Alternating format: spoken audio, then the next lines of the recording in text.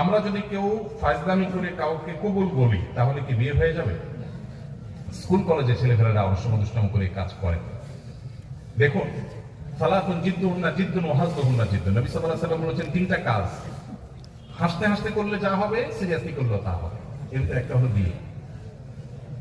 যদি দুইজন সাক্ষীর উপস্থিতিতে, অ্যাডাল্ট দুজন সাক্ষীর উপস্থিতিতে এই কাম করে থাকেন, উভয় হাসাহাসি করেছেন, আপনি যারা শিশু না হন, আপনারাও অ্যাডাল্ট হন, তাহলে হানাফি মাযহাবের মাসআলা অনুযায়ী বিয়ে হয়ে যাবে। বলুন তো, মহরটা ঠিক হয়ে নাই, মহর অটোমেটিক সেট হয়ে যাবে, কিন্তু বিয়ে হয়ে যাবে, খুব জটিল।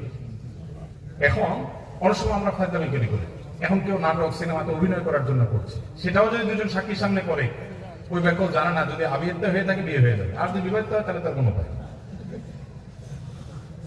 তো শরীয়তের এই মাসালাগুলো নিয়ে তামাশা করা যাবে না।